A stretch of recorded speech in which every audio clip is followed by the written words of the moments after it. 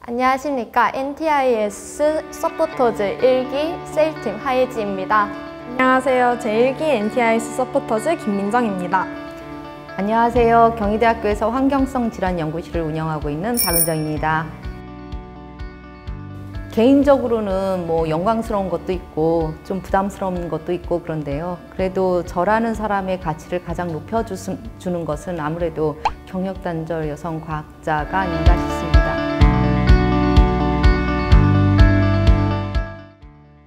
저희 같은 대중들한테는 독성학이 조금 생소한데요. 독성학은 어떤 학문 분야일까요? 예를 들어서 조금 손쉽게 설명해 주실 수 있을까요? 그냥 내가 살아가면서 노출되는 다양한 것들, 뭐 미세먼지도 그렇고 미세 플라스틱도 그렇고 그다음에 우리가 은연중 사용하고 있는 그 뭐 화장품이나 아니면 샴푸 이런 일상생활 속에서 사용하는 다양한 화학물질들이 내 몸에 들어가서 어떤 곳에 분포를 하고 또 어떤 작용을 일으키는지를 과학적으로 풀어가는 게 독성학입니다. 네, 그리고 과거보다 독성 물질에 의한 사건, 사고를 좀 더 자주 접하게 되는 것 같아요. 독성학자로서 가장 안타까웠던 사건이 있으실까요? 뭐 누가 뭐래도 이제 아마 가습기 살균제 사건이 아닌가 싶은데요. 저도 이제 그 사건을 계기로 해서 저의 연구 분야를 좀 많이 바꾼 상황이기도 하고, 결국은 이게 가습기 살균제 사건이 우리에게는 뼈아픈 사건이고 아직 해결되지 않은 사건인데, 이런 사건들이 지금 그분들에게만 일어났던 사건이 아니라 지금도 많은 사람들에게 일어나고 있는 사건이라는 거죠. 많은 분들이 좀 이런 부분들에 대해서 함께 고민을 하면서 이거를 어떻게 해결할까 같이 고민을 하지 않으면 지금 이 문제는 과거의 문제가 아니라 현재의 문제, 미래의 문제가 될 수 있을 거라고 저는 생각을 해요. 가습기 살균제 참사가 올해로 11주기가 되었다고 하는데 앞으로 독성물질 노출을 피하기 위해 어떤 노력이 필요한지 혹시 아실까요? 제가 가장 많이 드는 질문 중에 하나가 뭐냐면 그러면은 그 성분 때문이라면 그 성분이 안 들어간 제품은 괜찮을까요? 라는 질문을 제일 많이 들어요. A사에서 만든 제품에 들어가 있는 성분하고 B사에서 만들어서 판매하는 제품의 성분하고 C사에서 판매하는 제품에 들어간 성분이 다 달라요. 그런데 슈퍼에 가면은 다 그릇 세정제로 돼 있어요. 그릇 세정제에서 세정 효과가 나오는 건 다 똑같은 거거든요. 근데 성분은 다 다르단 말이지. 역할이 같다는 소리는 결국은 그것이 우리 몸에 들어왔을 때도 하는 일이 같을 거라는 거거든요.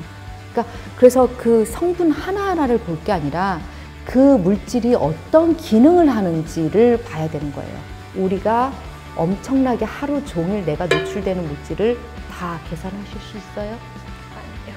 없대요. 그렇죠? 아침에 내가 샴푸를 썼는데 그 안에 성분이 어떤 성분이 들어있고 그 안에 몇 그램이 들어있었고 그 다음에 내가 로션을 발랐는데 로션 속에는 어떤 성분이 들어있었고 계산할 수 있는 사람, 하루 종일 노출되는 양 계산할 수 있는 사람 아무도 없거든요. 그런 것에 노출되는 총 노출량을 줄여가는 스스로 노력하는 것밖에는 방법이 없어요. 조금씩 관심을 가지시면서 조금씩 줄여가신다면 100개 노출될 걸 50개로만 줄여가신다면 19년 아플 걸 17년 아프다 가실 수 있어요. 또는 15년 아프다 가실 수 있어요. 그러니까 그런 것들을 조금만 좀 생각해 주시면 감사할 것 같습니다.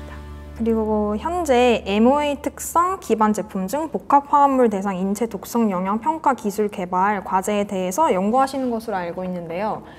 이게 어떤 연구이고 앞으로의 기대 효과에는 어떤 것이 있을까요? 제목이 어렵죠? 네.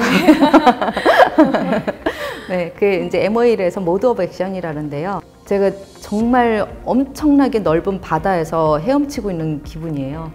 타겟으로 하고 있는 거는 이제 호흡기인데 이 물질들이 실제로 호흡기 안에 들어갔을 때 어떤 작용 과정을 거쳐서 내 세포를 망가뜨릴까에 대해서 정말 불행히도 지금까지 나와 있는 데이터가 매우 제한적이에요. 정말 없어요. 너무 적어서 화학물질별로 해서 이런 아이들은 주로 이런 작용 기전을 거쳐서 뭐 세포를 망가뜨립니다. 이런 그룹의 아이들은 이런 과정을 거쳐서 몸을 망가뜨립니다. 라는 것을 분류하는 작업을 하는 일을 제가 지금 하기로 되어 있습니다. 그렇다면 함께 연구하시는 연구팀이 최고의 팀이라는 평가를 받으셨던데요. 이유는 무엇이라고 생각하는지 궁금합니다. 그냥 과제를 보는 순간 이게 선정이 될지에 대해서는 거의 0%에 놨어요. 선정 확률은 거의 0%에 놓고도 제가 이 과제를 지원을 해야겠다는 생각을 했어요. 그만큼 저한테는 제가 해보고 도전해보고 싶은 영역이어서 숙제를 어떻게 하면 풀까 고민을 하다가 어떤 사람이 필요한 것 같아, 이 숙제를 풀려면 어떤 사람이 필요한 것 같아 라는 생각을 가지고 이 일에 가장 적합한 사람, 이 일에 가장 적합한 사람 이렇게 해서 팀워크를 꾸렸거든요. 그랬더니 저희 심사하시는 분들이 이 과제에서 최고의 팀을 꾸렸다, 이 과제를 위해서 최고의 팀을 꾸렸다는 심사 의견을 주시더라고요. 그래서 그때 내가 정말 뭔가 간절함이 통했구나라는 생각을 하게 됐습니다. 네. 연구 성과 세계상위 1% 연구자를 3년 연속 수상하셨는데요. 많은 연구 성과 중 가장 기억에 남는 연구나 연구 성과가 있을까요? 그 이유도 함께 말씀해 주시면 감사하겠습니다. 가습기 살균제 사건을 통해서 그 일이 벌어진 걸 나중에 제가 이런 분야에서 일을 하면서도 그 사건을 그제서야 2016년도에서야 알게 됐다는 것 자체가 저한테는 너무 큰 충격이었고, 그때 이제 내가 학자로서 어떤 자격이 있는 건가 싶은 혼돈도 생기고 뭐 포기할까 어쩔까 이제 그때도 되게 많이 힘들게 고민을 많이 했었거든요. 근데 그러고 나서 제가 이제 그때는 그런 일들을 못 막았었지만 이제 귀국을 하면서 제가 그때부터는 제가 하던 연구를 좀 접고 전부 이제 그와 관련된 그게 왜 일어나는지에 대해서 밝히는 과정들을 계속 실험을 진행을 해나갔어요. 그때 제 논문 하나가 통과가 됐는데 그게 사카아모닌 계열 소독제에 들어간 성분이 폐 섬유증을 일으킬 가능성이 있다는 논문이었고, 그걸 바탕으로 해서 내가 가습기 살균제 사건은 못 막았지만 그래도 이번에 이 분무 소독에 타당한 논리가 없다는 분무 소독을 했을 때 실이 많지 이익이 많지 않다는 것에 대해서 한 번 더 저의 목소리를 내서 사람들에게 이렇게 알려주고 그러면서 행정을 바꾸고 사회의 어떤 개념을 바꾸고 가는 과정들이 있었어요. 사회적으로 어떤 역할을 하는 논문이 아마 이게 가장 큰 역할을 한 것 같아서 그래서 저한테는 이 논문이 가장 많이 기억에 남습니다. 그리고 앞으로의 연구활동 계획이 있으실까요? 어느 부분에 중점을 두고 계신지도 궁금합니다. 사실 과제도 없이 그냥 맨 땅에 진짜 자폭하다시피 지금 연구를 해왔는데 이 일이 과연 10년으로 해결이 될까라는 생각을 해요. 이런 물질은 이런 경로를 통해서 이런 건강 영향을 나타낼 것이다 라는 어떤 예측 시스템 하나를 만들어내는데 아마도 제 나머지 연구 생활을 아마 다 바쳐야 되지 않을까라고 지금 생각을 하고 있습니다. 그래서 아마 지금 제 욕심으로는 호흡기는 반드시 좀 한 번은 해야겠다라고 생각을 하고 있거든요. 그런데 타 분야까지는 좀 벅찰 것 같고요. 일단 호흡기 쪽 하나만큼은 제가 뭔가 만들어 놓고 이제 퇴임을 하더라도 저의 결과물로 여러분들을 지켜갈 수 있도록 했으면 좋겠습니다.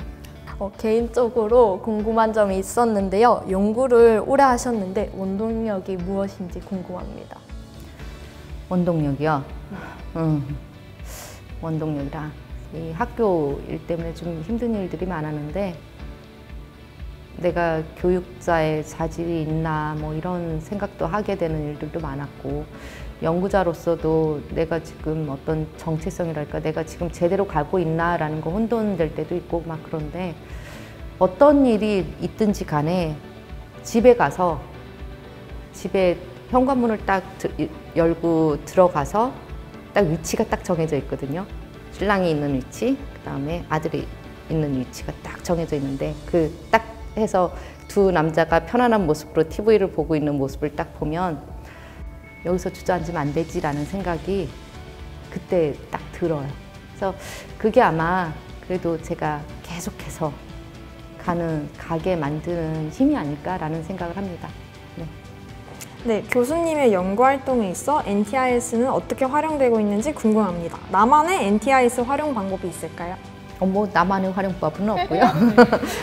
모든 분들이 아마 모든 연구자분들이 그러실 텐데, 그러니까 연구를 하려면 연구비가 필요한 거고, 근데 연구 과제가 이 부처에서는 어떤 게 뜨고 이 부처에서는 어떤 게 뜨고 이 부처에서는 어떻게 뜨는지를 지금 다 찾아보려면 시간이 너무 오래 걸리거든요. 근데 NTIS에는 그게 한꺼번에 다 모아져 있어요. 그러니까 거기 하나만 들어가서 다 보면은 이제 어느 부처에서 어떤 것에 관심이 많구나, 그러면 내가 뭘 준비해야겠구나 라는 것을 이제 한꺼번에 알 수 있으니까 그런 부분에서는 되게 NTIS를 사랑할 수밖에 없는 것 같습니다.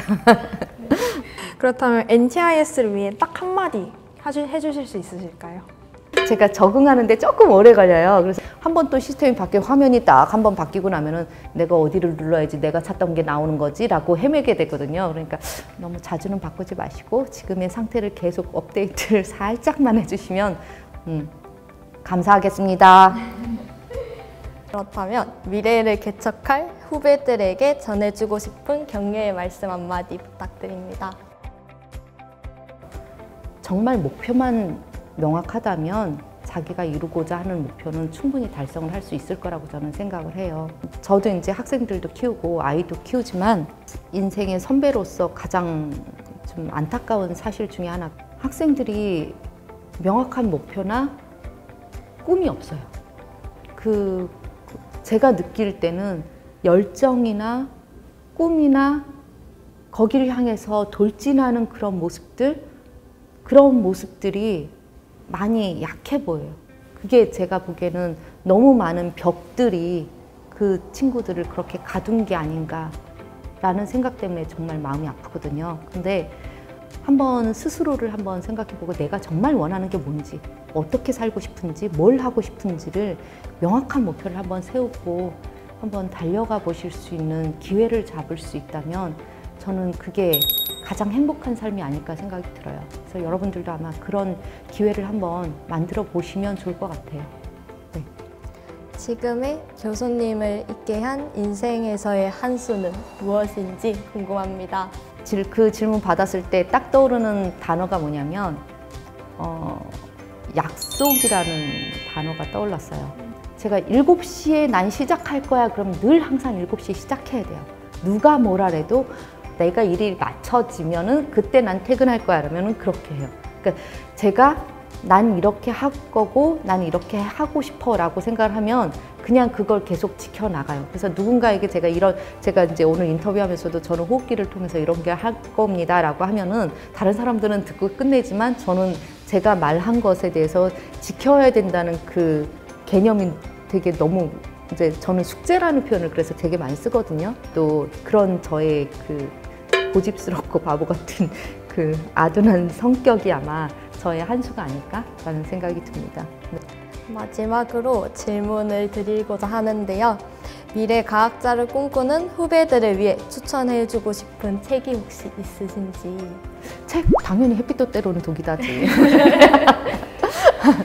독성학 분야에 좀 관심을 좀 가져주셨으면 좋겠어요. 그러니까 이게 아주 원천적인 학문이거든요. 그래서 왜냐하면은 치료제를 개발을 하시는데 이 질병이 어떻게 생겼는지에 대한 연구보다 치료제 개발에는 엄청난 돈이 쓰이는데 이 병이 왜 생겼는지에 대해서는 연구하시는 분이 극히 드물어요.